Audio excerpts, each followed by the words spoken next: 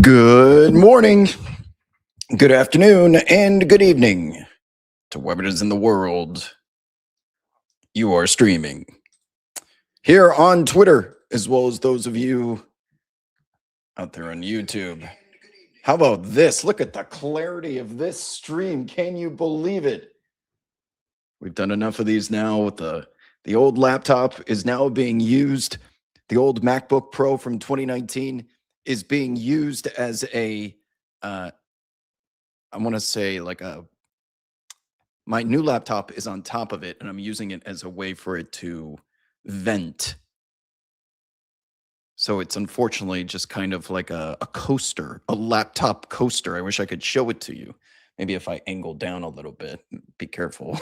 Don't want to angle too far, but it's right here. The poor MacBook Pro has been resorted to bench duty as it's past its prime. It's the Jeff Green of laptops. What's happening, people? Hopefully I sound okay. I'm even using no more fish tank sound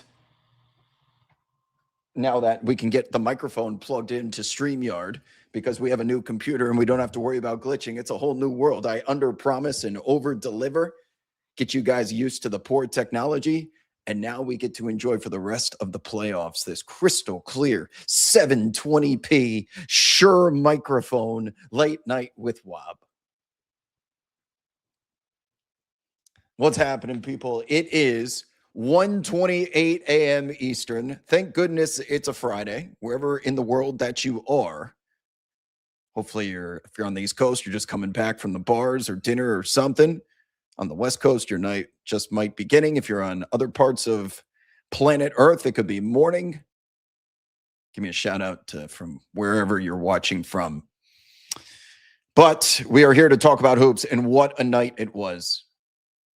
No Victor Wembanyama in that second game. Denny Avdia loses a tooth, but Dylan Harper goes for Dylan Harper. What a night of hoop. That's what's up, laptop Toshiba. I didn't go with a Toshiba. I went with an Asus VBook 16, and it's a Ryzen 5 is the sticker that's on the laptop. But so far, so good.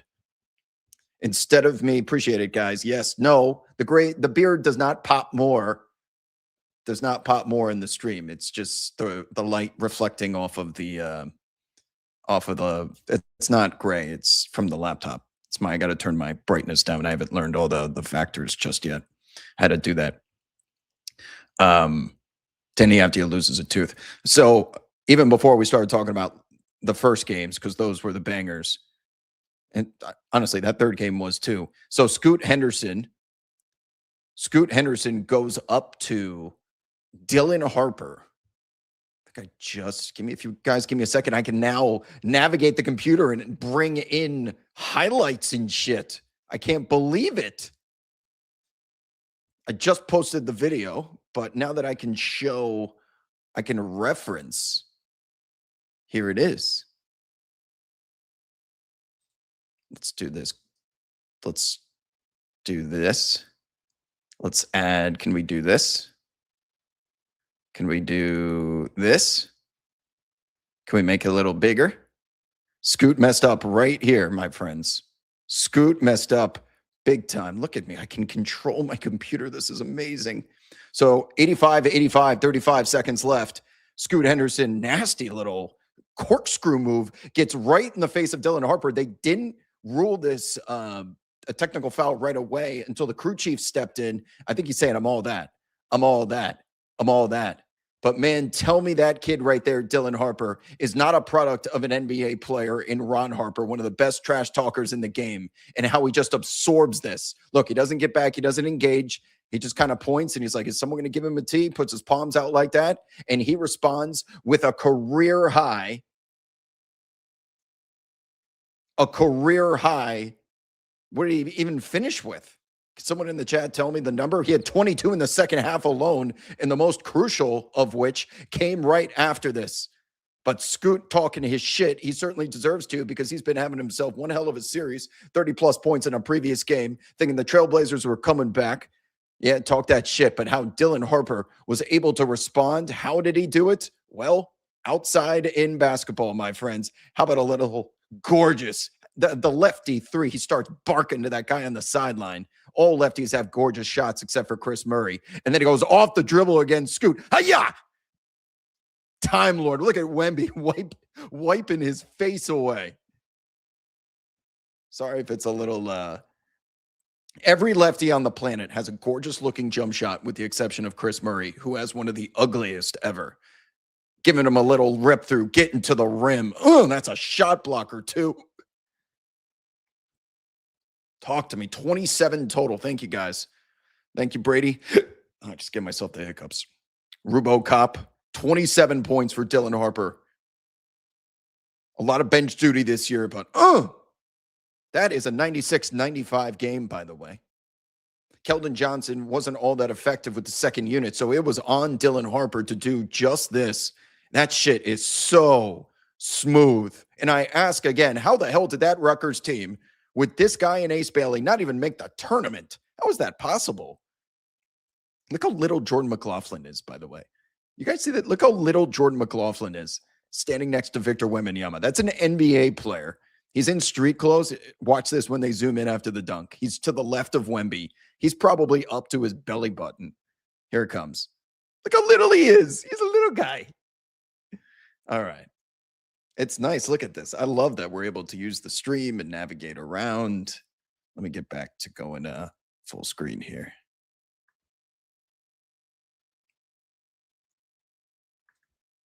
All right. Finished with 27.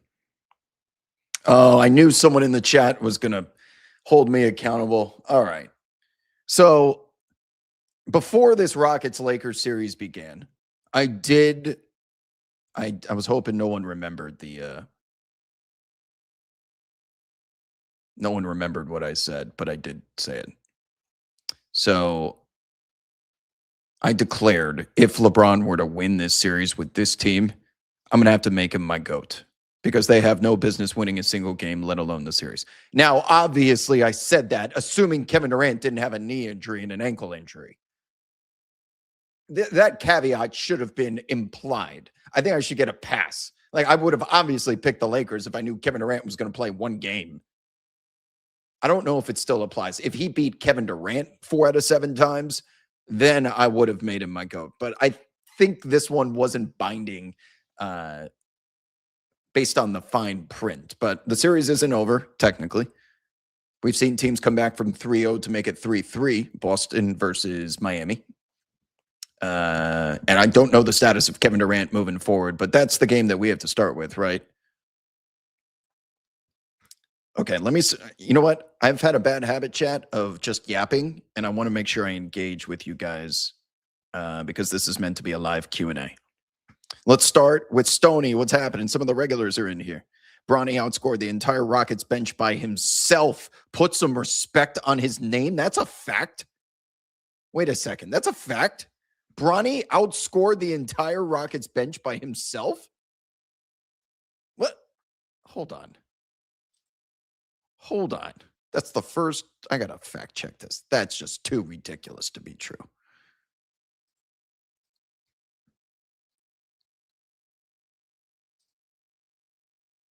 Bronny James.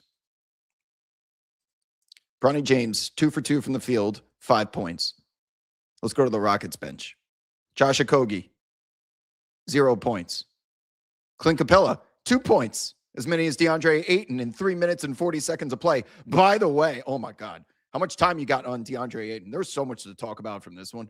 Dorian Finney-Smith, 0 of 5 in a revenge spot, 0 points. Aaron Holiday, 0 points. Jayshawn Tate with the worst play of the game, even worse than Jabari Smith Jr., 1 point. And Jeff Green in the year 2016 getting 7.5 minutes of a near elimination game, 0 points. Bronny James outscored the entire Rockets bench.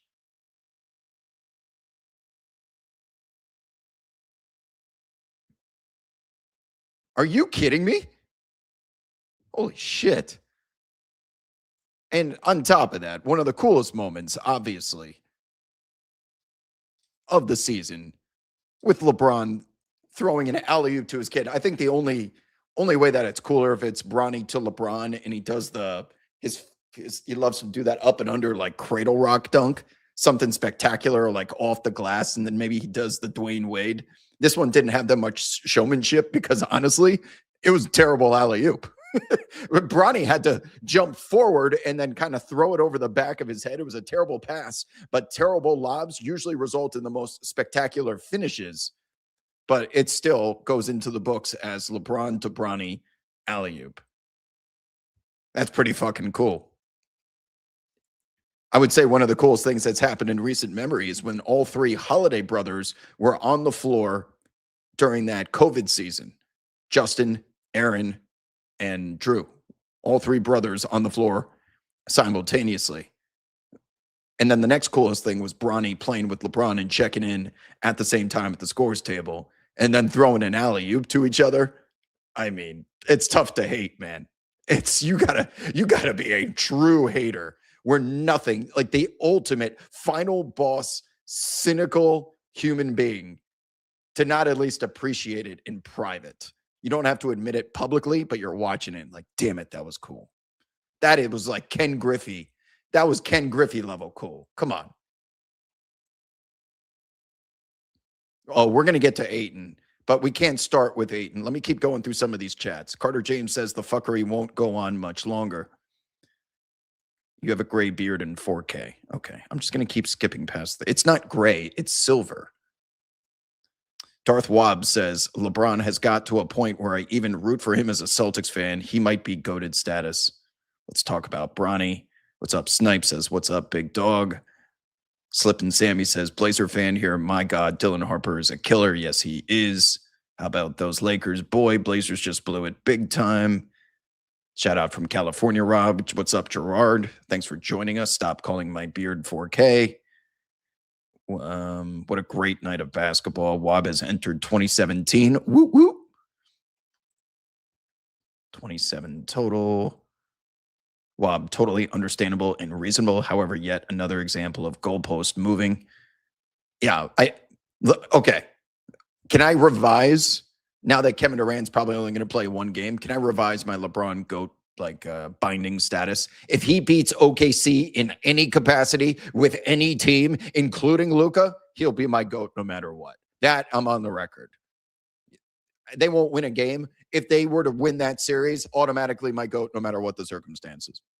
That's how good OKC is. They're going to get dusted and embarrassed, but I just hope that people can compartmentalize what has happened here against the Rockets and remember it for when they eventually get dusted a couple weeks from now. Okay. Yes, I do get that KD pass. This Rockets team is an embarrassment without him. If I knew that they weren't going to have KD, I would not have picked them to win the series. No, you don't need to screen record that. Just relax, chat. Okay, let's now actually talk about the game, shall we? So this was a mathematical impossibility, improbability at best. Here's the circumstance. Jayshawn Tate gets a rebound with 34 seconds remaining in the fourth quarter. Last time I checked, there's 24 seconds on the shot clocks. Okay, so if we just dribble out the clock, which is easier said than done, but if we were to just dribble without even shooting, there would be 10 seconds left and the game would still be over. In the event that something goes wrong, your team, including the coaching staff, has 2 timeouts. Not 1 timeout, not 0 timeouts, 2 of them. So you even have the luxury of taking one that you're not supposed to. Jabari Smith Jr. gets the basketball from Jayshawn Tate. Now it's down to about 31 seconds. He dribbles. He sees that Marcus Smart is the only Lakers player in the front court. All the other Lakers have turned their back, and they've just kind of surrendered and started trotting back on defense. You know why they surrendered? Because LeBron James had just committed 2 egregious is a little too harsh. But I will call it a tilt sequence. If any of you play poker, when you go on tilt, it's usually the result of like a bad beat. And then you start getting steamed and you make bad decisions. LeBron was on full tilt because of the energy that he exerted to give the Lakers this dominant lead throughout the night. I cannot believe he went out there and played second half and overtime almost in its entirety, with the exception of like 2 minutes he was out. 2 or 3 minutes. He goes out there, another monster performance. He finishes 29, 13, and 6. He turns the ball over 8 times. But if I loaded his usage percentage right now, it would be, bro. Like, I'm not going to be able to speak English. This number is bigger than it was when we last looked after game 1. 33.7% usage percentage tonight from LeBron James. Look at the rest of the team. 16 and a half, 8.8, 18 point, 33.7 right here. That means more than 1/3 of the possessions, Lakers offensive possessions, were the result of LeBron James one way or another. I don't need to give you the official definition, but that's essentially the amount of times that he's on the ball and how that possession results in scoring opportunity. Keep in mind that number's 1/3, and it includes the possessions when LeBron is on the bench resting. So that means almost every single second that he's on the floor, he's involved in the final result of the play. He plays 45 minutes at the age of 41. And at the end of this game, despite the Lakers holding what they would consider to be a comfortable lead for a majority of this contest, they end up blowing it. And they end up blowing it to the point, because I caught the line as soon as the Kevin Durant news dropped. I wanted to catch some closing line value. It was sitting at +10. It closed at like 4.5. So I bet big on the Lakers at +10 and then came back on the Rockets thereafter. But I was still obviously rooting for the Lakers because of exposure. And this went from a double-digit lead for a majority of the game to now, the Lakers are now going to lose. And now they might not cover because of how out of hand it got in the final seconds. LeBron James's tilt was so bad that there were consecutive possessions where he went turnover, Şengün, who I think he was supposed to be his assignment. I don't know if he got the actual turnover, but he beats LeBron down the floor because he didn't get back. He was so gassed, and he was bleeding too. He was bleeding. He was surrounded by trainers if you guys were watching on League Pass and not Prime Video, they were showing the bench. He's got all the training staff around him. They've got bandages and whatnot. They were stopping some bleed from somewhere. So he was not only running on empty, he didn't get back on defense. He was bleeding. This shit was over after LeBron didn't get back and the Rockets took that 2-possession lead, or extended their 2-possession lead to the max. So LeBron, after that, Luke Kennard inbounds the ball. LeBron gets a running start. He launches that 3 for no reason whatsoever. Well, the reason was he just wanted to get a quick shot. He wanted to get quick points so that they could either play the foul game and pressure full court, force the Rockets to start using their timeouts. And he just launches a complete and utter brick.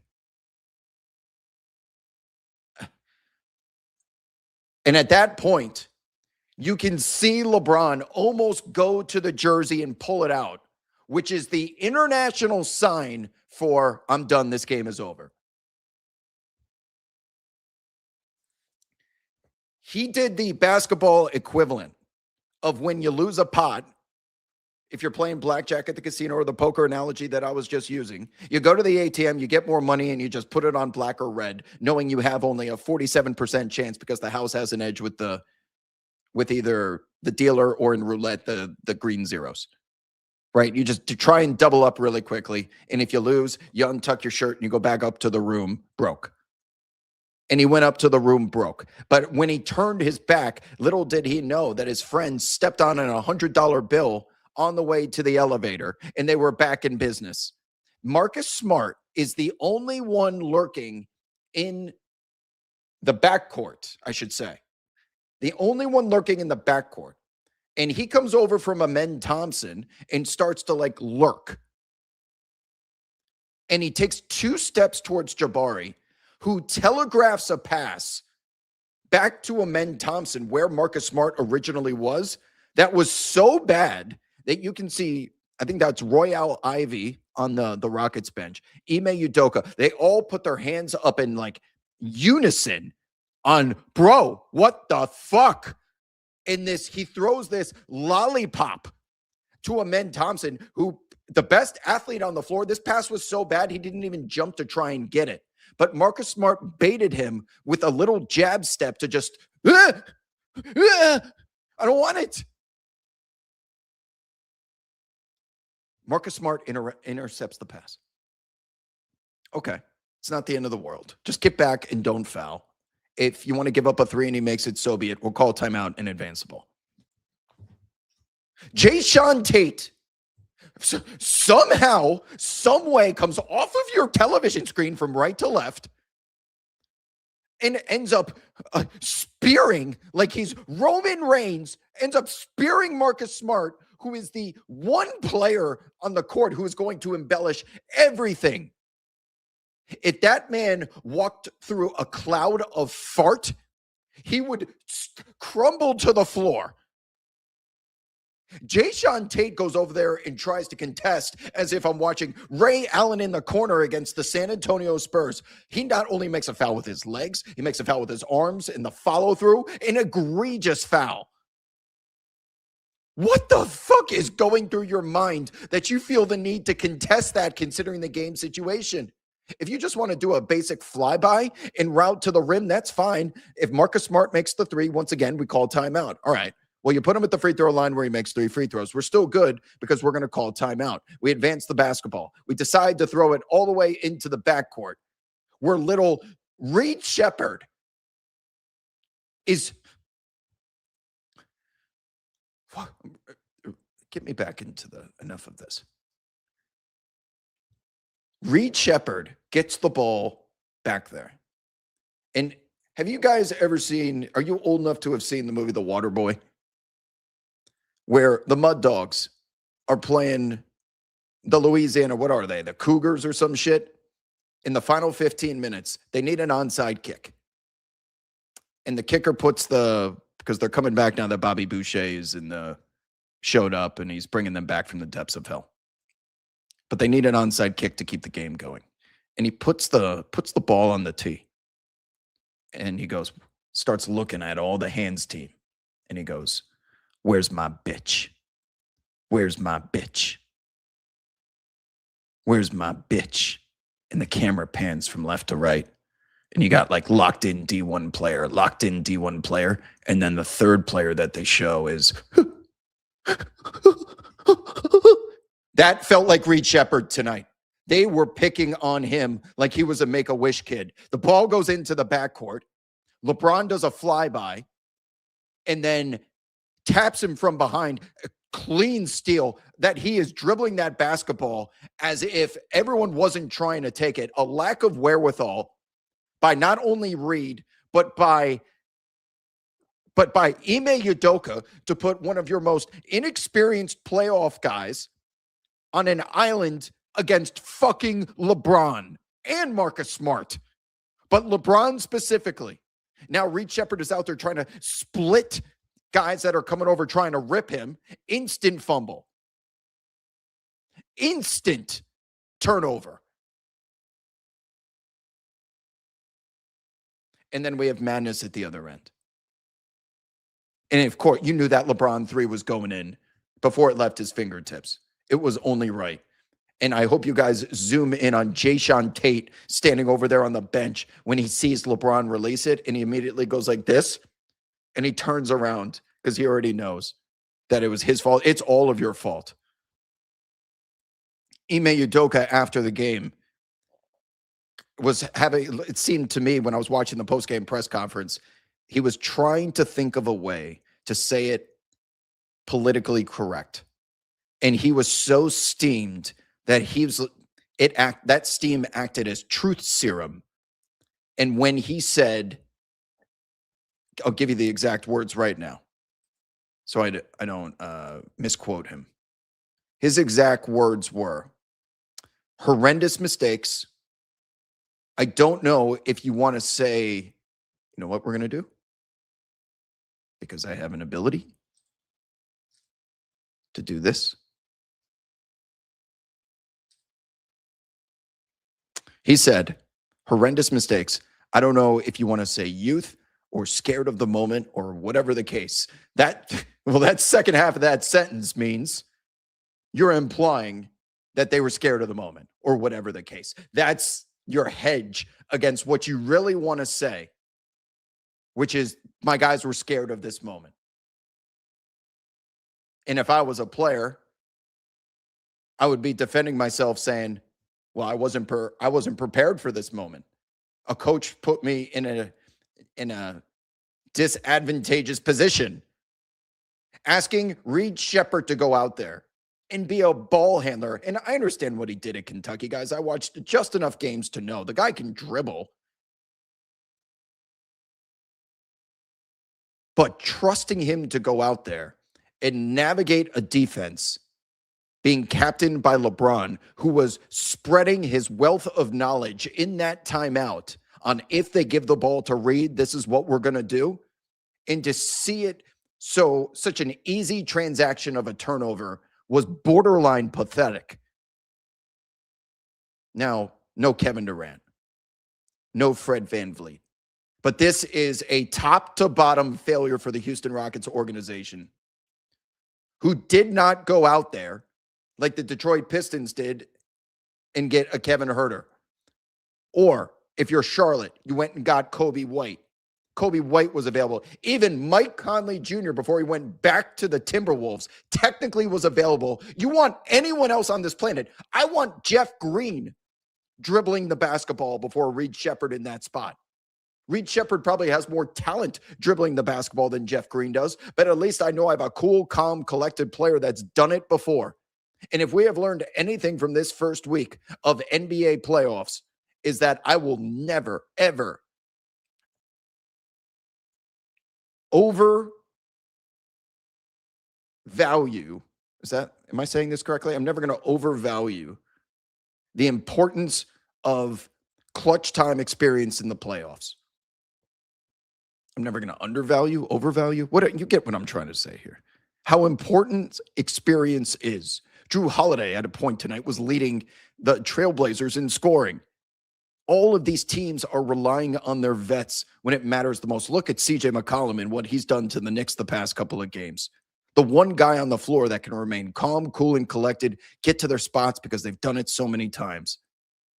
The value of experience currency, to me, is on full display through game threes in the NBA. Quite honestly, yes. I just saw someone in the chat say, Ben Simmons is available. Anyone but Reed Sheppard. Anyone. And you put him on an island. You put him in a position to fail. He has never had to dribble out a clock like that before in the playoffs. Maybe at Kentucky, maybe during the regular season, but this is a different sport. I don't know how many of you listened to my SiriusXM show with Antonio Daniels, who won a championship with the Spurs in 1999. But every time I bring up one of these end-of-game scenarios where we're trying to critique exactly what happened and optimize the result, he always reinforces, Wob, chaos happens, man. Antonio Daniels was on the floor for the famous game between the Raptors and the Wizards, where the Wizards decided after a turnover to just throw it into the air, thinking by the time it comes down, the game will be over. Well, they misjudged the clock. It ended up in Mo Pete's hands, and he ended up throwing up a heave Hail Mary that is still remembered to this day. And Antonio Daniels is standing underneath the basket, underneath the hoop, just watching this go in, going, oh, no, that's going in. And it went in. I forgot who did that. Michael Ruffin? Am I correct, chat? If Helwick is here. Helwick was at the game, by the way, in Houston. Credentialed media, shout out to Helwick.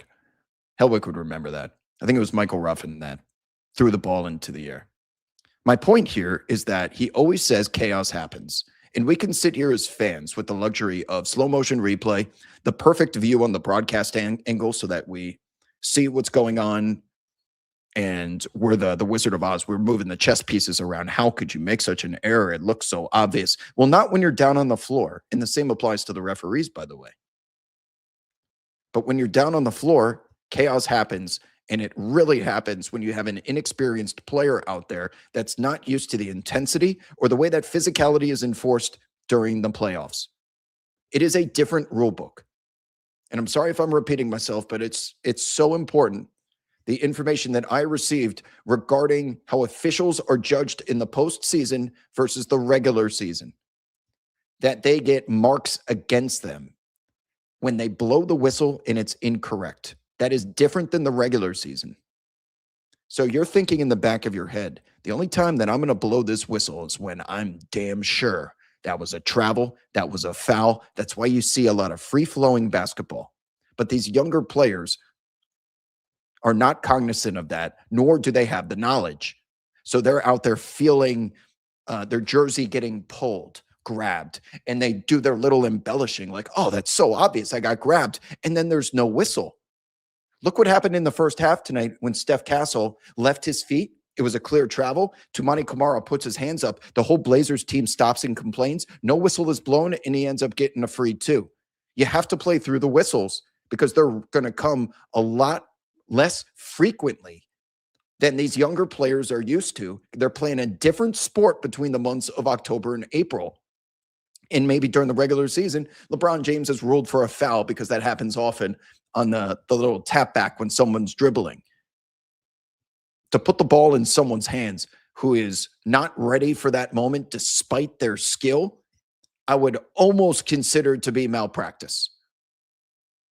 Now, the Rockets have absolutely zero depth, and their front office put this team in a spot where they have no chance of competing in the playoffs because of their lack of roster versatility. And they don't even have roster depth. If you go down that list, if you go down their box score right now,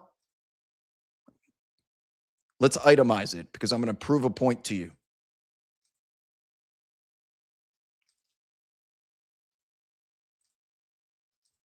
Tari Eason, number one. Do we respect Tari Eason's ability to stretch a defense, punish a defense when open from three? No.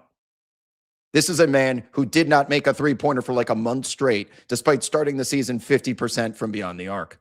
No, and I think he went 0 for tonight as well. Jabari Smith Jr., probably the only catch-and-shoot threat that the Rockets have. Alperen Şengün is a hell no from three. He's a turn your back, go get the rebound, don't even pay him attention type of three-point shooter. Reed Shepherd is a yes. Amen Thompson, hell no.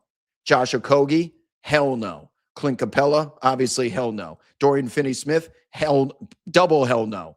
Aaron Holiday, hell no. Jayshawn Tate, hell no. Jeff Green, hell no.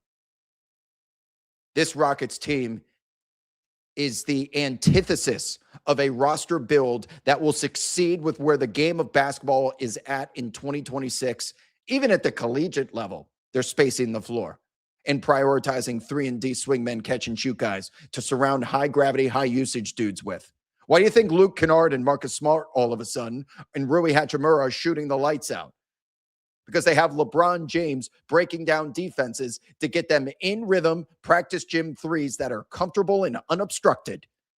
Meanwhile, these Houston Rockets, all of them are left open because they can't shoot. And they're guys that can actually put the ball on the floor and create, whether that's Amen, whether that's Reed, whether that's Şengün. It feels like they have to navigate 3 times as many defenders as a traditional one-on-one scenario would normally present. Now I have to beat my guy. Now I got to beat someone at the rim because everyone's got a foot in the paint. Everyone's helping out of the strong side corner, which is normally a cardinal sin in the game of basketball, but not when you're playing the Rockets. You're giving them any opportunity they want to shoot from the outside. They have no floor general. They have no table setter. They have nobody that can dribble the basketball across the half-court line safely. And they had an opportunity to go out there for very cheap and get a Kobe White. They could have signed a Mike Conley Jr. just to close out games. And I hope all of you watching this no longer take for granted how difficult it is in a high-pressure situation to simply dribble the basketball and get your team into an offensive set. For the last 3 months, we've watched the Rockets hand Kevin Durant Let me try that again. We have watched Kevin Durant receive a grenade 30 feet away from the rim in a dribble handoff form. And that is because the Houston Rockets can't get it to him any other way when the entire defense is tilting the side of the floor to where Kevin Durant is. No more entry passes. No more establishing position down on the post. Give me the ball so I can turn face, shoot over the top, and do my thing that we know Kevin Durant all of these years for. They're just denying those passes. They're fronting him. They're hedging him. And the only way he can get the basketball is if he goes and retrieves it up by the logo. And you know what happens then? Then you see multiple bodies, as JJ Redick has been doing this, dating all the way back to those nationally televised regular season games where the Rockets got exposed and embarrassed. So now Kevin Durant has to navigate double teams 35 feet away, which he's terrible at, and the result of which is this poo-poo platter of an offense. I was incorrect saying that is an impossible collapse, because with the Houston Rockets, nothing is impossible. The worst that it can be is improbable. They are a flawed roster in which the very top has put them in a position to fail. You have nobody out there that I feel safe simply securing the basketball, nor do you have a head coach that can identify a situation that I can play this safe, call a timeout, draw something up, and make sure my very shook team that has been shook all season long without Kevin Durant on the floor. Obviously, everything changes when he's present. But if we are so reliant on this individual providing some sustainability, you remove him from the ecosystem and everything collapses like a house of cards in the wind. Go back and look at that roster, guys. All the guys I just said that couldn't shoot, all those examples of guys that couldn't shoot, I want you to pick someone out that you would trust to dribble out the clock for 24 seconds, trying to avoid everybody trapping you and reaching and grabbing you and trying to strip you. Does anyone on that list, with a gun to your head, with your life on the line, would you trust and nominate to do that? There's not one for me if Kevin Durant is not active. That is a problem with the general manager, the president of basketball operations, the coaching staff, to not refine one of these skills. And unfortunately, they're going to have to learn by being thrown into the fire, because last year they didn't have a closer, but they had Fred VanVleet. They had a table setter. They had a floor general, but they didn't have Kevin Durant. This year, they don't have Fred VanVleet, and they don't have Kevin Durant, and they don't have Jalen Green. They don't have Steven Adams, where you can get away with throwing jumbo lineups at teams and just miss on purpose because it serves simultaneously as a pass.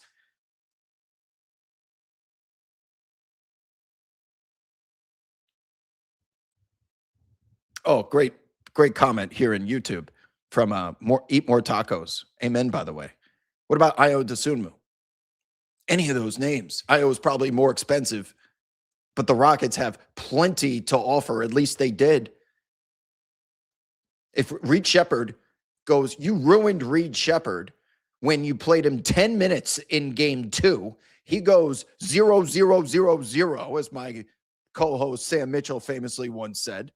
After going 40 minutes, he goes for 10, and then you put him back out there into the starting lineup thinking, whoops, that was probably a mistake. And now the dude's broken.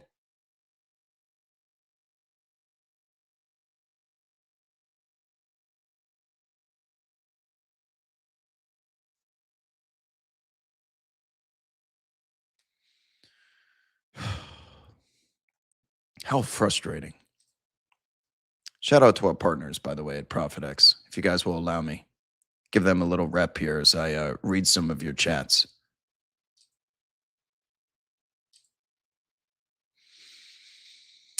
Oh, Aiton. Oh, my God. Yo, I'm sorry. ProfitX, I'll come back to you in a second. I lied. Guys, this is, you want to talk about unplayable? I love that meme. You want to talk unplayable? Let us start first with this possession. And a guy that has now been benched twice by JJ Redick in games 2 and 3. He was out there for the entirety of the overtime period only because Jackson Hayes was so gassed. I want you to watch what happens here. So this is going to be a clip. I'm going to wait for it to reset. But it is as ridiculous as it reads and it looks. You are going to watch. Here comes the reset. First, DeAndre Ayton just watches this ball bounce off of the rim. Now it's a little far away from him. Now he goes to a Cornet contest where Alperen Şengün. I got to pause it. I'm sorry. This is one of the most ridiculous things I've ever seen. So we need to go frame by frame. First of all, he's boxing out nobody. He should be boxing out Reed Sheppard there. The ball comes out to the elbow. Fine. That's far away. That one's fair. He can't get that. Okay, freeze it. This guy at the top of the arc right here, Alperen Şengün, one of the worst three-point shooters in the entire NBA, considering the volume of which he's attempted them. This guy right here is so bad at shooting threes that you shouldn't send anyone out there and invite him to have an open look. This guy under the basket in the restricted area is DeAndre Ayton. And we all know what the Cornet contest is, right, people? Where Luke Cornet became famous for leaving the restricted area. He's a 7-footer. He jumps vertical in your path, your vision path of the rim. But he's usually within what?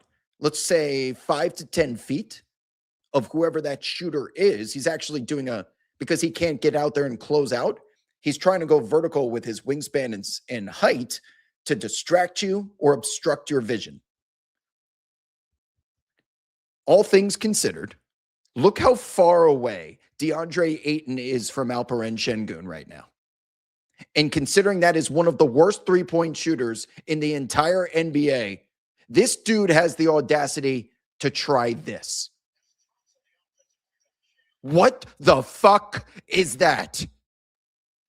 He doesn't even go vertical. He just jumps and claps. Watch. But meanwhile, right behind him, LeBron is battling someone for a rebounding position. What the fuck? What? Why would you even Cornet contest Alperen Şengün knowing he's going to miss anyway? Okay, fine. Jake LaRavia closes out. Now Şengün gets him to bite a little bit. And we're putting the ball on the floor. Okay, good help. Actually, great help.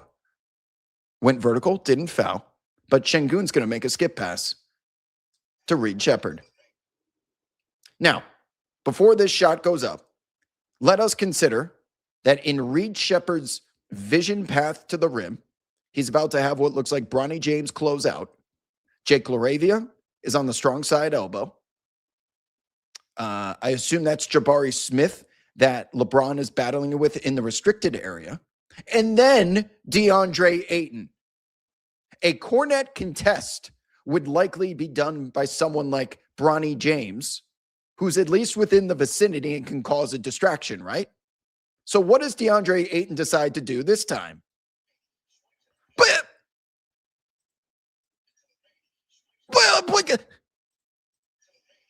What? On what planet do you think that's going to do something to distract a guy that's got Bronny James closing out? One more time. Look at this motherfucker. What the fuck is that? And by doing that, the stupid jump clap, he's now pinned underneath the rim by Alperen Şengün. Look at this rebounding positioning. Has he ever taken a geometry class in his life? Do you understand the one place the ball cannot go if it hits the rim? It's directly underneath it.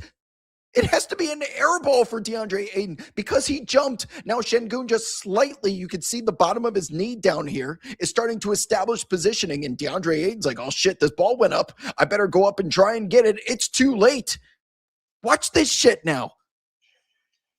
He's out of position, and it results in a foul. This is one of the worst defensive sequences, the most laughable and embarrassing thought processes I have seen breaking down film in some time. That Şengün was able to keep that alive, create a second chance. Now you've got a foul that potentially puts you in the penalty. Here comes Mr. Jump Clap against the worst shooter. No wherewithal whatsoever. Clap. Oh, that did a job. Nice help, though. All right. Oh, I got to jump clap again. He was almost jump clapping so high he touched the rim. It would have been goaltending.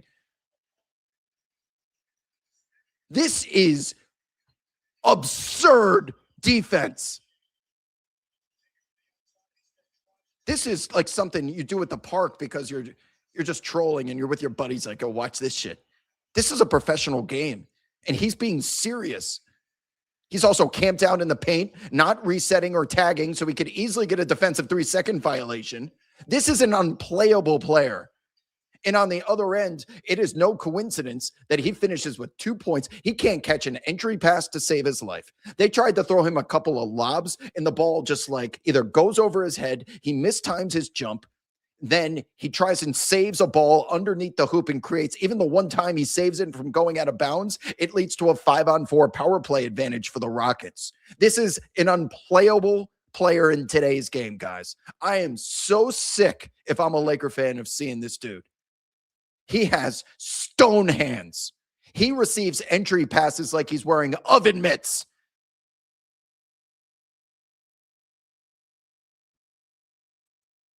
In his defense, how he gets attacked every single time in the pick and roll sets. They are treating him like a pigeon. A former #1 overall pick is the biggest liability defensively. He has some of the worst footwork, slowest footwork. He's never boxed out in his life. I am done. Done. Instead of 7 feet, they should change the program to 5'24". He plays like a Oompa Loompa.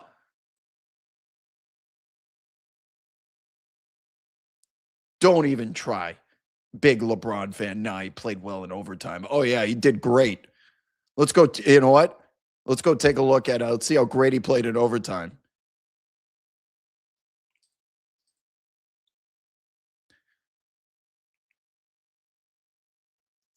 LeBron James, net 0. Rui Hachimura, net 0. Marcus Smart, +3. Luke Kennard, -3. DeAndre Ayton, -6. Good job. 1 for 3, 2 points, 6 rebounds, 33 minutes, 3 turnovers. Done. Done. Hashtag done. DeAndre sober.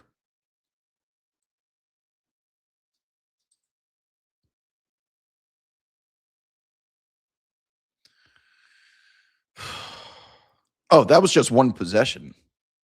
There's others that I can explore for you.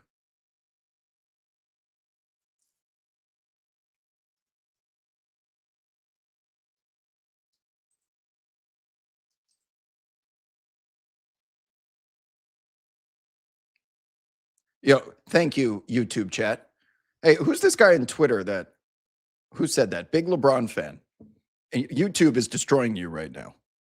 This man played Devin Giel. I don't know how to pronounce your name. Devin Giel Hode. This man played 5 minutes and had 0 stats, not 0 points, 0 stats in overtime. Yeah, he played great.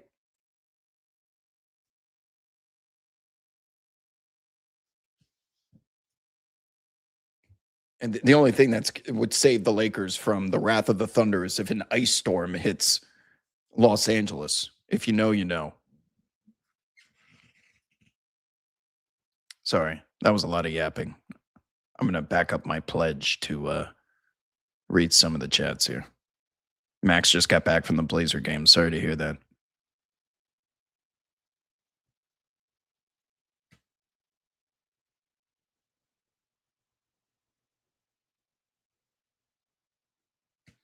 Oh, Ryan said, I had not heard that quote. Maybe coach your guys, give them confidence. He's been throwing guys under the bus all year. Talking about Ime Udoka. I can't wait until he's out of my franchise, genuinely. Yeah, he has been holding dudes accountable, to say the least.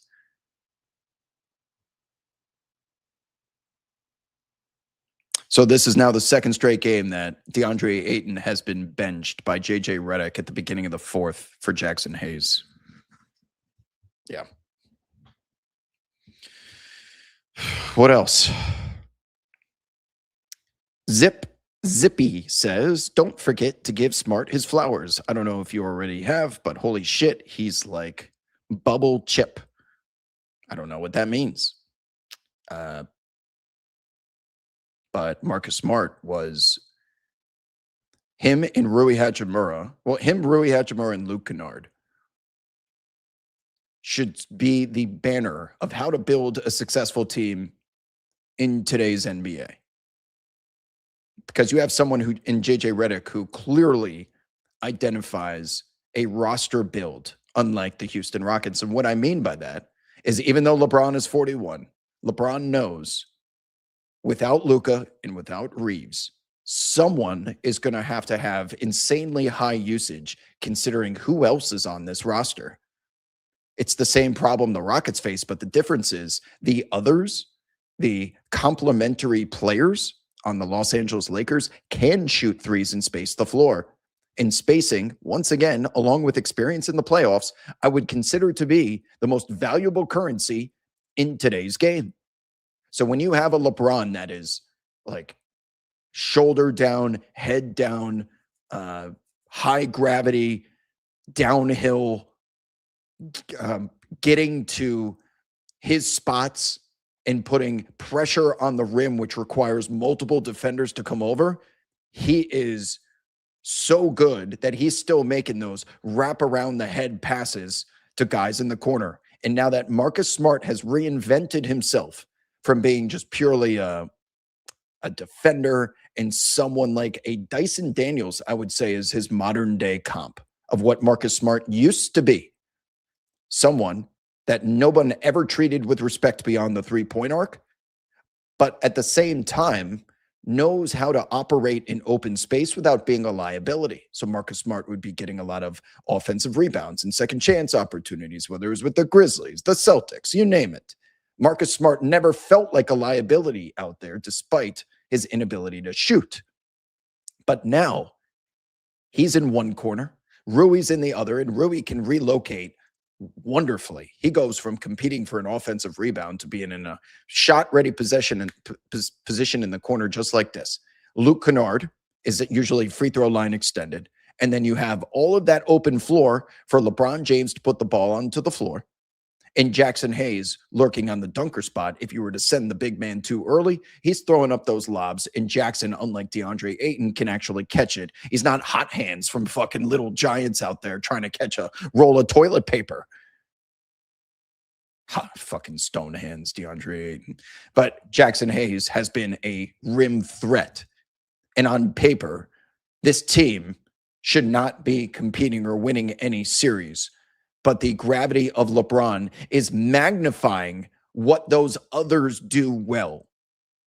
Without Kevin Durant, the Houston Rockets can't do what they do well, and it's not shoot. That's the problem. Amen Thompson is a slasher. Tari Eason is a slasher and a defender. Jabari Smith would prefer to be stationary and not having to relocate like he's Klay Thompson or Ray Allen. Without Kevin Durant on the floor, he's going to off the dribble pull-ups from the elbow. That's not what I want from Jabari. The man can't even dribble to close out a game. I don't want him dribbling to put the ball on the floor to shoot in high volume either. That is just that is the quintessential wrong roster build in today's game. No floor spacing, no way to punish a defense. You rely on hero ball in mass volume.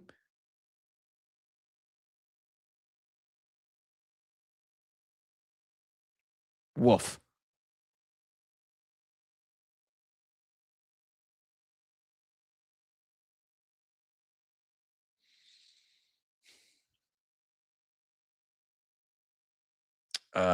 Jed in the chat is asking me, if you're the Lakers, wait a second. Am I reading this right on ProfitX that Oklahoma City is a single-digit favorite tomorrow.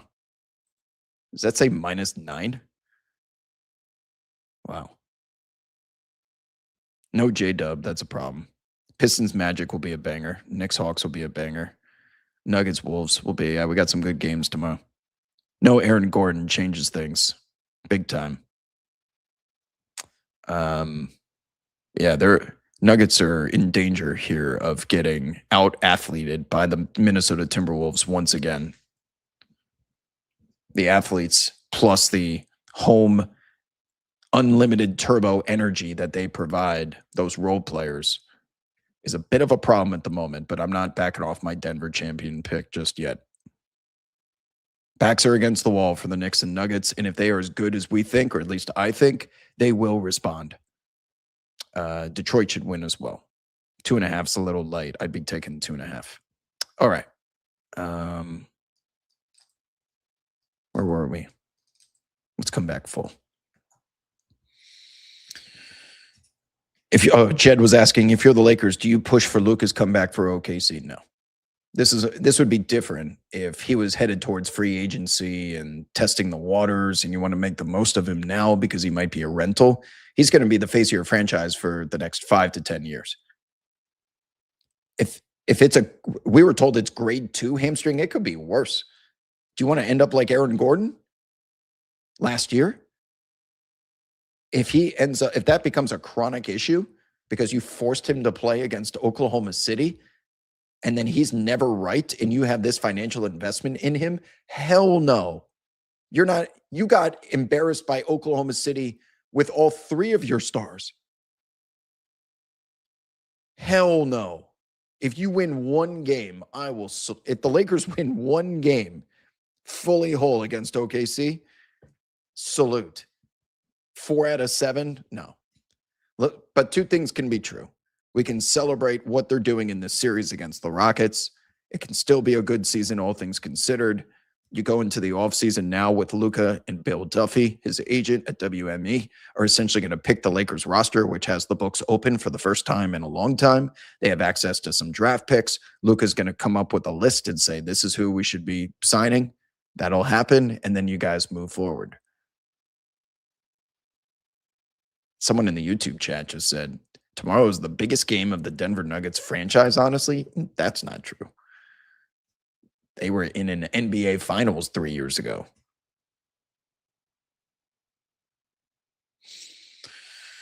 Hellwick is in the chat. Steve, tell everyone about your credentialed reporter experience tonight in Houston. You had boots on the ground for that wild, wild game. Just the shit that happened in that game, man, is like how gassed LeBron was, how bloody LeBron was, how tilted LeBron was, how poor of a decision he made in those final 2 regulation possessions before the turnover, and how it failed. Like, we should be saying something completely different right now. That had to be a 99.9% win probability. 34 seconds. 24 seconds on the shot clock, 34 on the game clock, 2 timeouts. If you're Jabari and you get scared, don't pass it. Just pick it up and call timeout. You have to know, because the Rockets hadn't taken a timeout in several minutes that you had both in your pocket. If Marcus Smart really intimidates you, the one guy who was still trying to create chaos while the rest of the team was trotting back, if Marcus Smart turned around and joined them, I think they just dribble out the clock and that game ends. They may have shown a double team or something, but if Marcus Smart does not just probe there for that slight second and that ball does make it across the half-court line, I think you see them just stick their butt out to use it as a shield, start dribbling, and then you see the Lakers look back at JJ Redick. Should we foul or should we just give up? 6 points, 20 seconds left. Should we foul JJ? He might be like, yeah, just foul him. See if he makes 1. Game's over. All that had to be done was Jabari Smith either uncontested dribbling that ball across the half-court line or calling a timeout, and the game is over. I felt like at the end of regulation, I just watched the Falcons versus the Patriots. One of my biggest gambling losses of all time. Falcons +3. When you suffer a loss like that, I can tell you every single play of Matt Ryan that 9 things had to happen for the Patriots to come back to win that game. And if Matt Ryan would have simply taken a knee, I think they could have mathematically just ran the clock out and conceded touchdowns to the Patriots if they were able to receive an onside kick. You could have just taken a knee for the entire fourth quarter and probably still won that game. All you had to do if you were Jabari Smith Jr. is just take a knee conservatively, prevent defense, take a knee, and you still mathematically win despite the Lakers maybe making it close.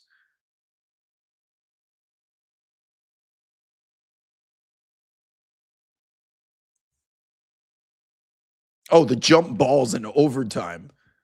What was that about? So the one thing Ayton did well was he knows how to jump balls are a skill, by the way.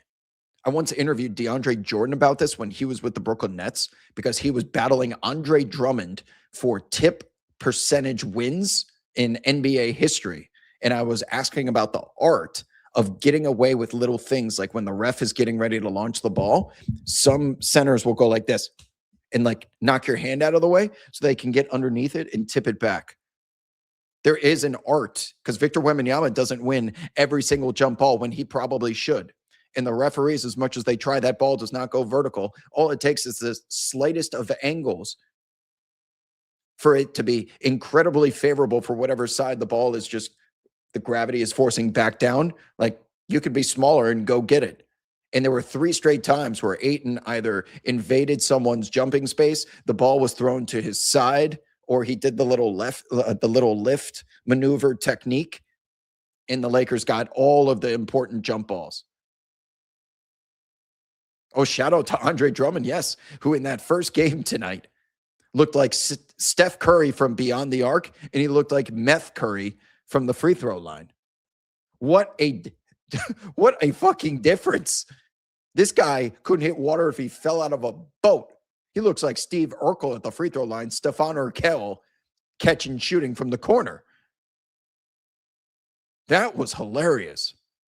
And it's as if Eric Collins, by the way, this is part of the problem with national announcers or guys that are following other teams because him and Del Curry are obviously with the Hornets. He was stunned that Andre Drummond was making threes. I'm like, bro, Andre Drummond has been making threes all season. And he's making it sound like that a complete miracle anomaly had just occurred. Anyway, I'm not the biggest fan, as you can tell. He's good in clips when LaMelo Ball does something crazy, but it's a tough listen for 2.5 straight hours when, oh, and it's just like a 2 dribble layup.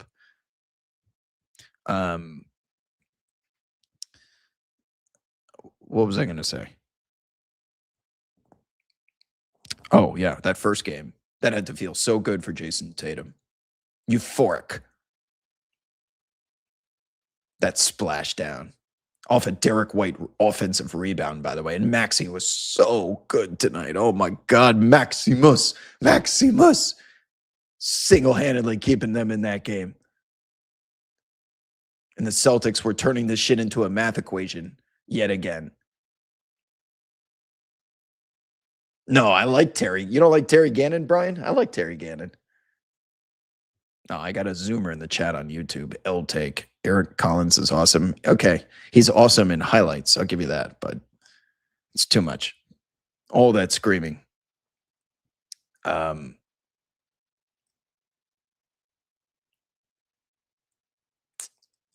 yeah, the problem with playing the Celtics in a 7-game series is you got to beat them 4 times. Not just them, the star power of the Jays, who were awesome down the stretch. That game was played in the half court with defenses entrenched, and how they were able to break down their guys and get open looks for themselves or the guys in the corners, the Hausers and the Derek Whites. And Peyton Pritchard might be a first-team All-NBA grenade launcher of all time. A grenade launcher is someone who's passed the ball with less than 2 seconds left and has to it's a grenade. Like, got to get rid of it. And those shots usually are awkward. We know what he does at the end of quarters and halves with those full court heaves. He's got to be one of the best of all time at shooting grenades.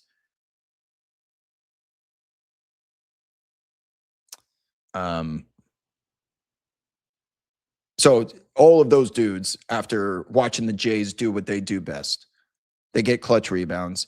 They find a way to get open looks. And when you play the Celtics, you're not only playing a championship unit, you're playing a math equation. Because they get up so many threes, I would love actually to see what it was tonight. So I'm going to pull it up if you guys wouldn't mind. It's a math equation against them because you're already down in the box score considering how many threes that they take. They took 50 in game 2 and they shot it terribly, which is why they lost. They're going to have games like that because variance is a real thing. Tonight, they shot 47 threes and made 20 of them for a 42.6 percentage. Philadelphia went 12 of 35 for a pretty pedestrian 34.3%. Now, let's do some math on this while we're talking about math equations. To beat the Celtics, the 76ers were already beyond the arc at a disadvantage of 8 threes, which is 24 points. The Celtics were plus 24 beyond the arc. That means Philly has to make that up at the rim and the free throw line. And this is where the Celtics beat you. They just trebuchet these things at the rim like a scene out of the kingdom of heaven, man. Trying to take down the wall of Jerusalem. They just trebuchet. They keep going up. And eventually they go in because long shots equal long rebounds. And when you have to block out someone that's at the free throw line extended beyond the arc, that is not an easy box out. You see Derek White, Peyton Pritchard, Sam Hauser, Neemias Queta, they all sneak in there and they get offensive rebounds. They had 15 of them tonight. This is just such a constant with this team. And yes, you can beat them once or twice because they'll have a night where they go cold, but you're not beating them 4 out of 7 times unless you can match their firepower beyond the arc, turn it inefficient more consistently, which is an oxymoron. But if you get them to shoot inefficiently more times than not, you have a chance at beating them. But you also have to have guys that can match, which is why, again, I think the Knicks can beat the Celtics if they play them. When you have 3-point shooters, normally Mikal is supposed to be one of the best corner 3 guys in the league. That is not looking like a very good hypothesis right now. Mikal, OG, Shamet, Clarkson, right? The Knicks feel like between Brunson and Towns that they have the bodies to be able to get those threes up in volume and nullify Boston's advantage in theory until you actually have to go out and execute it. That's the difference. Because these Celtics, it's almost a guarantee that they're going to go out there and have a shot chart that looks like this over here on the left. Jeez Louise. They missed all their corner threes tonight from the left side too. Almost the right. They went 0 of 1, 0 of 2, 0 of 3, 0 of 4, 0 of 5, 0 of 6, 0 of 7, 0 of 8. 3 of 11 out of the corners.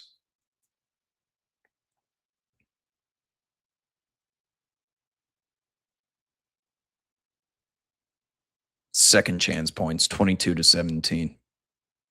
So let's just do the math real quick. I said you got to beat them at points in the paint. The free throw line, Philadelphia wins the points in the paint by only 16. And against Boston, that number better be north of 20 because you're down 24 beyond the arc. So now they've only made up. They're still -8. We would go to the free throw line normally after that, right? Again, the Celtics are always a math equation. Celtics go 16 of 17, and the Sixers go 12 of 16. So now we're at a -12. And what's the final score? 108-100. That's about right. Yep. Celtics are a math equation every single night with the way that they play. And it almost perfectly comes out to the final differential of 8. By my count, it's -12. If I was counting cards like at a blackjack table, I've got it -12 and the final score is 8. So close enough. Good luck. Good luck beating those guys with the way that today's game is played beyond the arc. 5 out, 0 in offense, and Neemias Queta's out there, 4 out, 1 in. With a rim threat that you have to stay attached to because they'll just lob it to him and he'll dunk it. With no Joel Embiid and not enough interior presence to get those guys into foul trouble to slow the game down into the half court because Embiid gets fouled a lot. He shoots free throws, and that allows the 76ers defense to get back and not have to scramble during three-point closeouts where you're backpedaling. That's not very easy now, is it?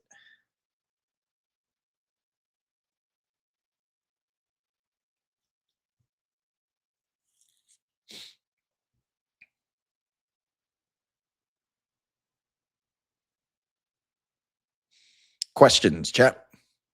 Sorry, this has been much more of a film breakdown type of episode as opposed to it going off the rails like a couple of shows ago where we're talking about random shit. But there was just so many moments I identified tonight that were worthy of segments or conversation that hopefully it's not boring you. Some of you may be using this to go to bed. So mission successful either way. It's just a lot of yapping.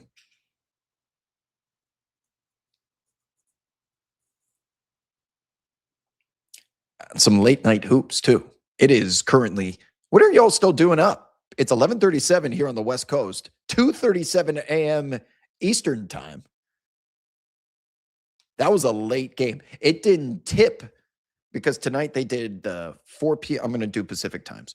They did 4, 5, and 7:30 tip-offs. So that would be 10:30, but it got delayed because the Rockets-Lakers game went to overtime. So they really didn't tip off close to 10:50 Eastern in Portland. And that game ran well past 1 a.m. and it didn't even go to overtime. That's late hoops. And I'm fine with it being Portland versus San Antonio without Wemby. I'm not okay with it being Minnesota versus Denver on a weekday. That game needs like primetime placement. Alex says, I'm watching Japanese baseball on Prime. Japanese baseball was incredible. I went to the Tokyo Dome. Tickets were expensive. I paid like almost $100 American to sit in the bleachers in the band section. It was a random Tuesday afternoon during the regular season, and every seat was sold regular season game. It was against the rivals, the second place team, Osaka something. But they have girls running around with kegs on their backs, pouring beers. It's felt like an SEC football game, but baseball. Incredible atmosphere. The H. Pez says it's 8:40 Germany time. Good morning. This is why I do this show.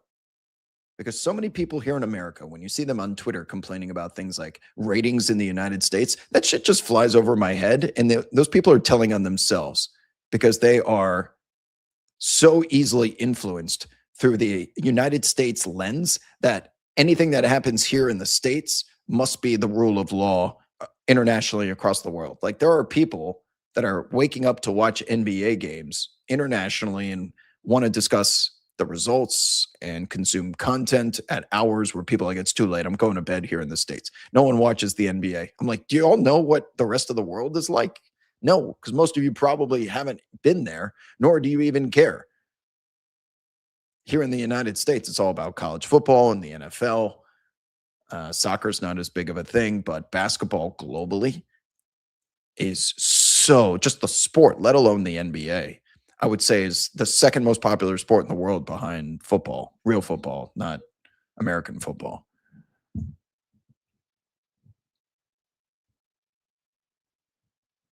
KCC says, late night with Wob is my new sports center. High praise. I try. Well, this is all unscripted. I'm just improvising it. So unfortunately, it's not going to be as highly produced as something you used to see on ESPN. But I'm a one-man show here with the support of our friends at ProfitX. Time to say something nice about Dylan Harper, Wob, says Devin. I believe I've done that. I ran highlights for the first 10 minutes of this damn show.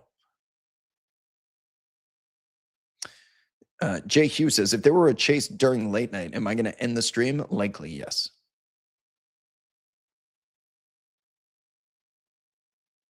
There's going to be no chases tonight because it's now 11:40. We had 3 chases last night, or 2 that made television. Got another question in the YouTube chat. Let's say Aaron Gordon's out tomorrow. Where do the Nuggets go to get enough points? Strother, Tim Hardaway Jr. will crank out a lot of attempts. Bruce, Spencer Jones, and Christian Brown are all meh. I'm not looking for points. I'm looking for athleticism. Because what Jaden McDaniels, Dante DiVincenzo, Rudy Gobert, even Ant-Man didn't need to play that much. They got bodies that can move, especially at home. And that puts the Nuggets into an uncomfortable spot of having to play in transition. That is one of the slower teams in the NBA when they are fully whole. And without Peyton Watson and without Aaron Gordon, they have to prioritize slowing that game down. They want to run the pick and roll set with Jamal Murray and Nikola Jokic. And normally it's Aaron Gordon standing on the dunker spot or leaking out to the strong side corner in case Nikola or Jamal Murray wants to defer. And Aaron Gordon has become a knockdown, punish three guy over there. But without him, that pick and roll gets cheated on a little bit. Those Timberwolves defenders are now keeping an extra foot in the paint as opposed to having to play halfway because we're scared of Aaron Gordon over there. No one's going to respect Bruce Brown's corner three shooting ability. They're already not respecting Christian Brown's shooting ability. So do you replace that spot with Tim Hardaway Jr. would make the most sense. The problem is Tim Hardaway Jr. is not the same athlete nor the same defender that Aaron Gordon is. And you can't switch as much when Aaron Gordon's not out there. You have to stick with your assignments. Otherwise, it's going to be mouse in the house, barbecue chicken, or a mismatch. Oftentimes, with Ant Edwards, Julius Randle, Jaden McDaniels, these guys, when they see mismatches, they know how to exploit them. And the unsung hero of this series has been Rudy Gobert. I know that's going to be painful for a lot of people to admit, but he has seen Nikola Jokic, I estimated, close to, I would assume, 100 times in his professional career when you combine both the NBA, preseason, regular season playoffs, as well as international games between France, Serbia, and all the different competitions that they've played throughout time. Rudy Gobert's probably got 100 games or so against Nikola Jokic. And now Rudy Gobert being a 4-time Defensive Player of the Year. He is known more for his moments of infamy than his accolades and success. When you think Rudy Gobert, you think of Terrence Mann and the Clippers dragging him out in Utah and running him out of the gym when he was at his absolute zenith. You think of Luka Doncic hitting him with the step back. But what people don't know is that Rudy actually did cut off what Luka wanted to get to originally, and Luka made a shot, a tough shot, but it wasn't plan A. Okay, so now we fast forward to current time where Father Time is catching up to him. I would never really trust him to be out on an island against a faster, smaller ball handler or a assignment of some kind. But he knows how to defend Nikola Jokic. And when you don't have to send a second body to disrupt, help on purpose, the way that they've been sending multiple bodies at Jalen Brunson and Kevin Durant and all of these stars, right? You send the second defender, and you deal with someone making a three out of the corner. They even do that to Shai Gilgeous-Alexander. They tried to, the Minnesota Timberwolves.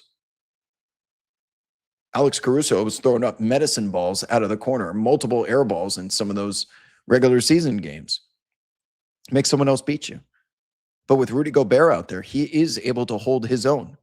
So they don't have that advantage where they can kick it to the corner and have a wide open three because you had to send help. You trust Rudy Gobert to be able to navigate it and identify when I have to switch to get onto Jamal Murray so he can't get to that comfy little pull-up at the elbow.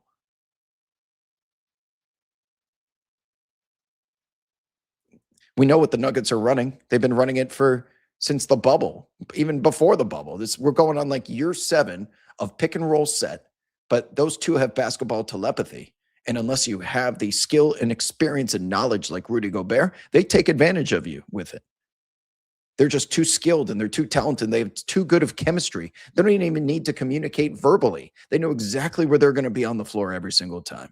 It's a beautiful thing to watch. And considering the defense knows the play that's coming and they still can't stop it, that should speak to its brilliance more than anything.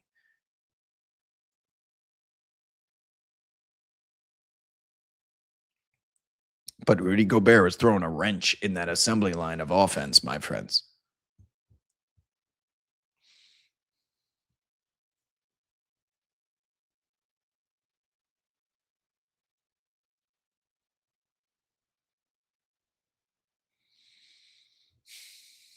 Any questions as I'm starting to run out of things to say?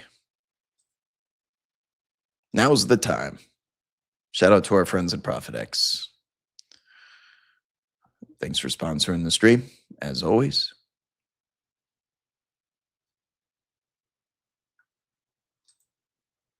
Why did it disappear? Did I click something?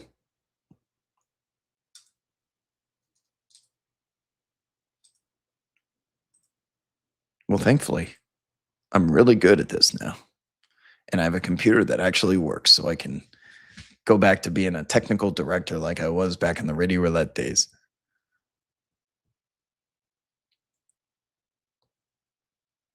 Brady says in the YouTube chat, actually, what we really remember Gobert for is spreading COVID to everyone by touching all the mics. Do you guys remember that night when they canceled that game and the PA announcer says, tonight's game has been postponed. It's in Oklahoma City. I can remember his voice. Tonight's game has been postponed. And you hear a fan go, why? Please proceed to the exits. We are all safe. And then he pauses. Someone points and says, say it again, say it again. He goes, we're all safe. Spoiler alert, we were not all safe.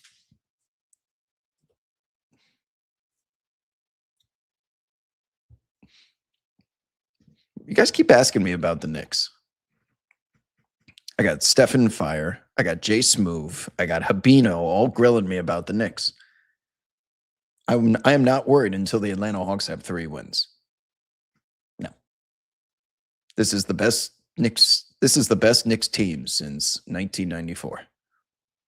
And if they are if I'm right, if the prophecy is going to be fulfilled, shouldn't be a problem. We've dealt with this before with the Pistons and the Sixers in tight series.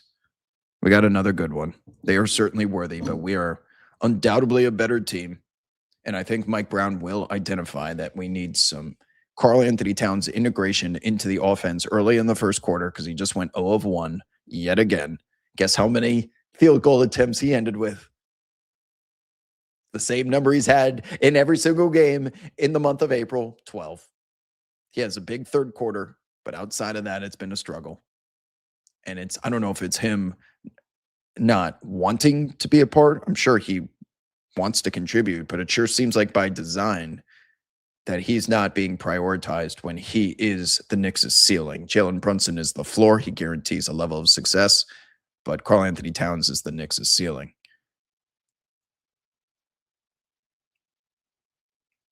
And to watch him every game go out there and go 0 of 1 from the field in the first. He might as well just be sitting courtside.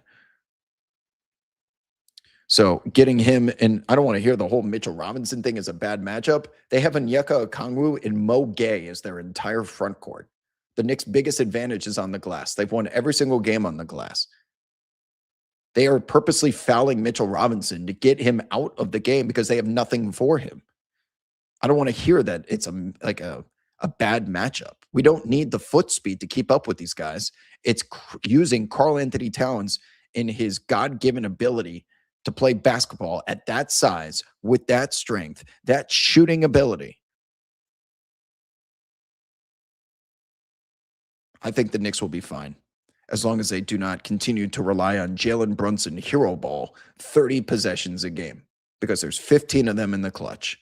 And then for some reason, it's all Jalen Brunson early at the beginning of games when it should be Cat. That's when we should be getting Cat going. That's when the Knicks are their most successful, when they get Cat going early. He sees an and one go through, and then the 3 start flowing thereafter.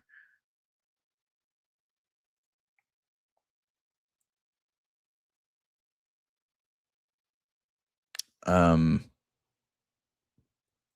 but yes, I think the Knicks will win this series. If, in the event that they don't, you will see, and I wish it didn't happen because I do think that the roster build of the New York Knicks currently is not only the best team they've had since 94, but is optimized and ideal for this game, today's game in 2026. OG Anunoby and Mikal, at least on paper, are perfect complements. They are 3 and D, elite 3 and D guys surrounding a clutch player of the year that's good in high usage as a Batman. The perfect big man complement to a high usage guard in Karl Anthony Towns that can spread the floor and is the top rebounder in the league. They check every box. This is a perfect build. They are the polar opposite of the Houston Rockets. They are perfect for this version of basketball in 2026. And I'm afraid if they get bounced by the Hawks, you will see hyperbolic overcorrections immediately. You might see Mike Brown fired. You might see Karl Anthony Towns traded for Giannis Antetokounmpo, and that just changes the entire dynamic of this team, and you're starting over. It would be a complete restart.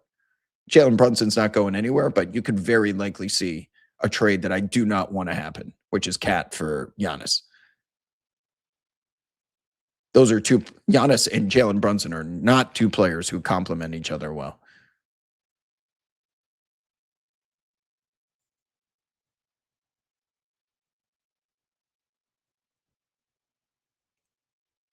Josh Hart is a stud in his role. Josh Hart and Mikal Bridges combined for 0 points yesterday.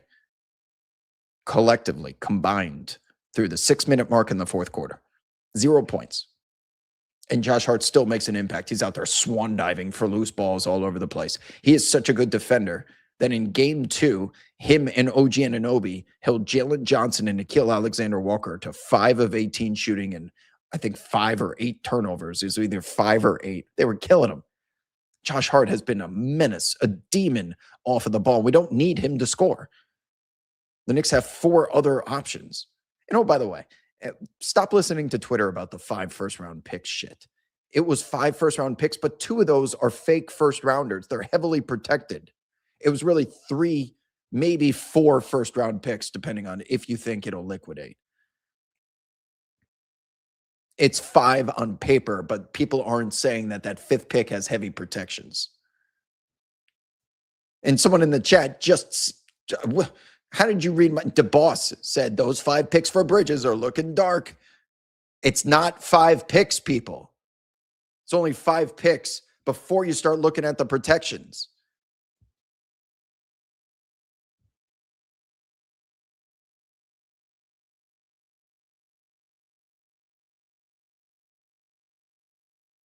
He's not meant to be a role player, Joe. He's meant to stand in that corner, spread the floor. He's meant to flash to the nail on the free throw line when Jalen Brunson is being double teamed. He is meant to be our most important wing stop, point of attack perimeter defender. That's not just a role player. He's supposed to be an essential cog in that mainstay starting 5. And he struggled, but every time Mikal has struggled, he responds with a monster game. Dating back to last season when Knicks fans were on his ass. He had the game winner in Portland. He had the game against the San Antonio Spurs on Christmas Day. I believe he had a big Christmas Day again this year. So many times he just erupts after Knicks fans are ready to roast him over an open flame. But he's not the key. It is Karl Anthony Towns. And when he asserts his dominance, everyone is going to be sitting there saying, oh, yeah, I want to change my pick on who's going to win this series. You know why? Because Atlanta has something for Jalen Brunson. They have Dyson Daniels. They have Nickeil Alexander-Walker that are elite defenders that have size, length, wingspan, and an ability to defend. They can also send double teams his way. Without Jock Landale, they have nothing on the roster for Karl Anthony Towns or Mitchell Robinson, but specifically Cat. They have nothing. Nothing. And if they were to start force-feeding that man and swapping usage percentages with Jalen Brunson, they would be in the shit. because Cat is a violent beast. When he's almost too violent. I think doesn't he lead the league in offensive fouls? He is throwing elbows, man. He seeks out contact. I don't ever want to hear that he's soft. He's almost too aggressive. And to his credit, he's been making up for it on defense. His low usage, he still puts up 21 and 17 yesterday, but he was there to meet CJ McCollum, meet Jalen Johnson at the rim in those big moments in the final minutes of the fourth quarter, whether it resulted in a stop, or a foul. He is the last line of defense, and he has stood tall time and time again. He's such a luxury with rebounding that you don't need to send multiple bodies down there to clear out a defensive possession. You could just rely on him to go get it and allow the others to start secondary transition before the ball hits his fingertips. He affords the Knicks so many luxuries, but him just standing on the opposite side of the floor, spacing and dragging his defender with him, yes, in theory, that should help Jalen Brunson, but he is simply too good to be over there being a gargoyle.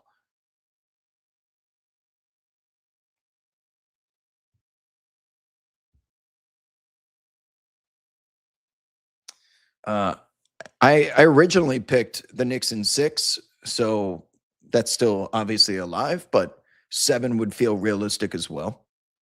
And if the Knicks win tomorrow, they're winning the series. If the Hawks win tomorrow, I'm still not convinced they're winning the series.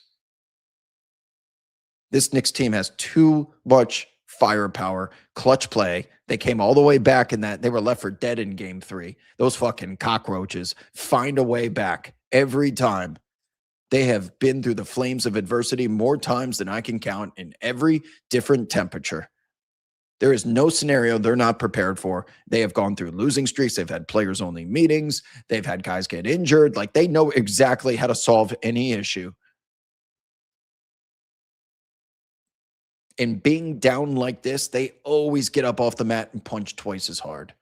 I have zero worries that the Knicks are going to lose this series. Zero. It's not ideal, the position that they're in. The Hawks still have to win the same amount of games they just did to advance.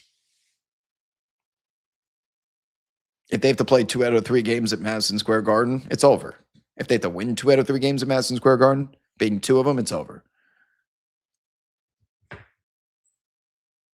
Must endure. I implored you all to endure when the Knicks were going through a losing streak earlier this year. Do not trade for Giannis. This is the process means more than the results. The process has been a struggle because of where the offensive usage has been going strictly to Brunson, but something tells me it will be more diversified tomorrow. Look for finally the breakout Cat game. The breakout Cat game is coming, and there's nothing Atlanta can do to stop it. Honestly, there's nothing anyone in the Eastern Conference without Joel Embiid can do to stop it.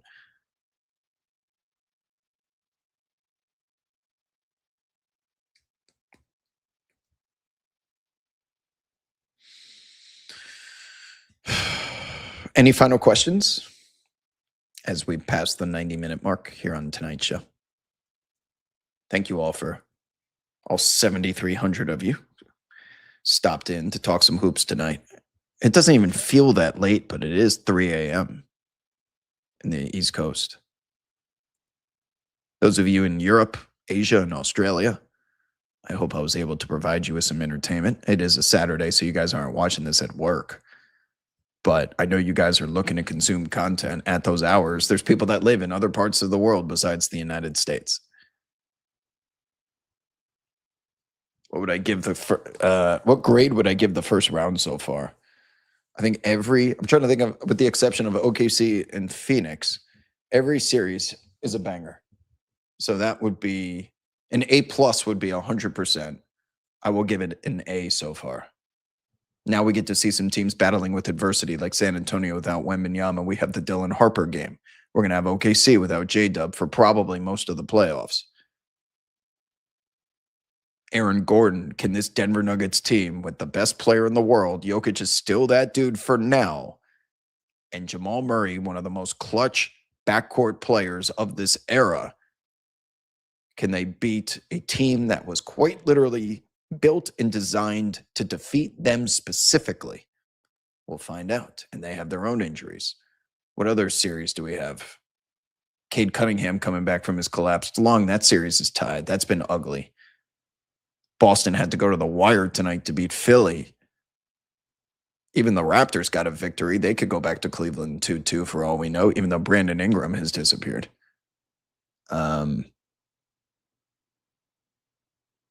Rockets, Lakers. Every single game has been fucking chaos. It's been ugly, but it's chaos. It's drama.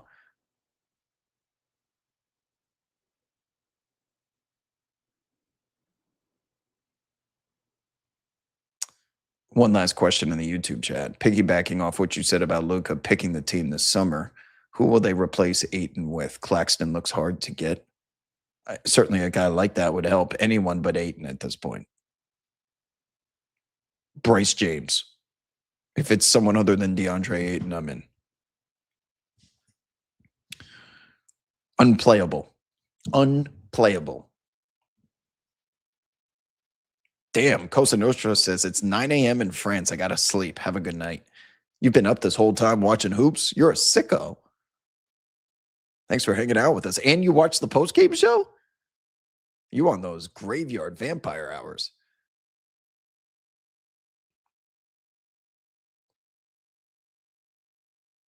Is it a hot take to say that the Blazers and Spurs will go 7 games? Yes. I don't know if the Blazers are going to win a game if they couldn't win this one tonight. Wemby's coming back. Only 7-game series is going to be Knicks Hawks. I could see that. Hawks win games. Here's my official prediction. Knicks win game 4. Knicks win game 5. Hawks win game 6. Knicks win game 7. There you go. Cosa Nostra says, yeah, man, I'm a Spurs fan. We have to. Jeez. And you were up for the latest. I hope you went to bed before. I wish you would have gone to bed like during the day and then watched these games all night. When I was in Paris, I've told the story a couple of times, but I had to go over there for the Paris games between the Cavs and the Nets. And I was still doing my work in addition to the reason why I was there. So like games tipped off at 1 a.m. and I'm up until 7 a.m. Thank God I did, because that was the night where Toronto Raptors head coach Darko Rakovic, I always get his name wrong. He erupted during the post-game press conference. And I remember that he did that at like 8 a.m. Paris time. And I'm like, thank God I stayed up for this, because it was one of the most viral moments. Scotty Barnes is going to be the face of this league. An all-time rant. The face of the league, Scotty Barnes. And that's how you treat him? Yeah. And then you get an hour nap in before my job started at 10 a.m. in Paris. So I got 1 hour of sleep. Then you go work from like 10 to 6. And then you come home. You try to sleep from 6 until 1. But you have to like eat something. Your whole body clock is messed up. The sun is still up and all that shit. You try and sleep, and then you wake up at 1 a.m. and do it again. Oh my God. Watching NBA in Western Europe is fucking brutal. Scotty Barnes is all-star. Scotty Barnes going to be face of the league. It'll just like keep going, bro.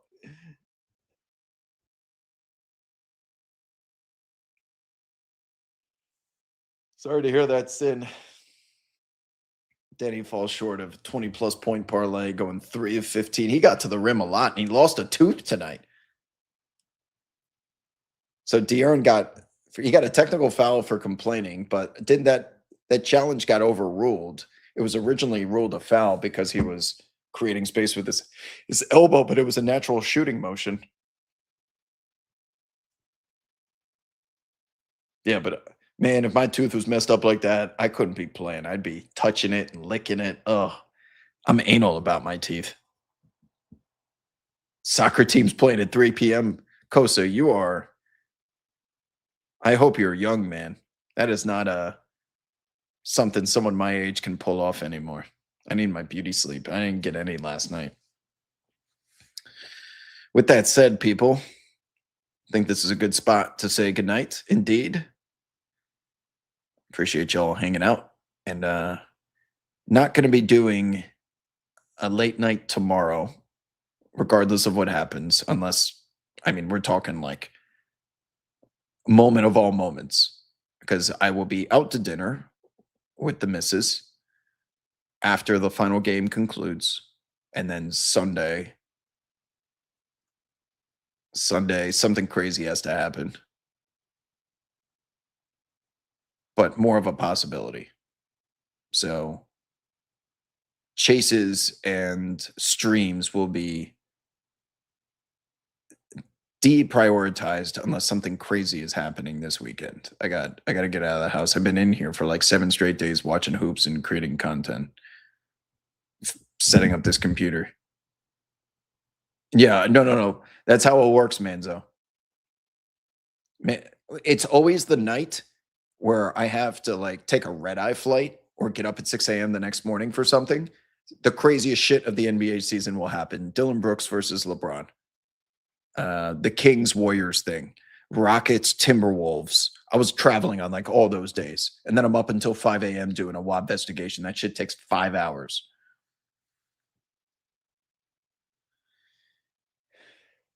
That's always the way it works. The one time you want to get away is when the craziness happens. Yes. And Saturday and Sunday, there's 4 games on, so there's even more opportunity for something wild to happen.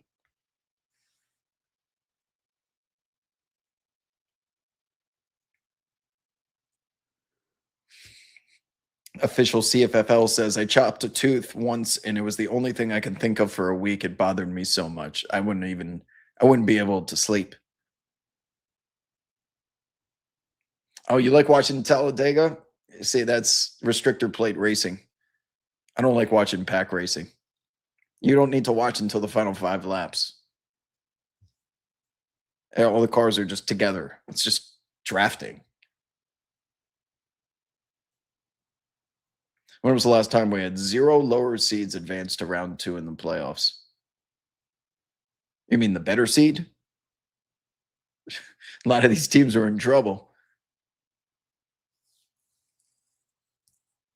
Trouble, but not out. They're in dogfights, with the exception of OKC. Yeah, I bet Talladega's fun to go to. They're partying right now in the infield. It's like Mardi Gras. All right, I gotta go. I gotta go. I'm gonna be up all night talking to you guys if I don't just cut it off. So I'm out of here. Great night of hoops. Great week of hoops. Go Knicks. Yeah, on the timeline. Bye bye.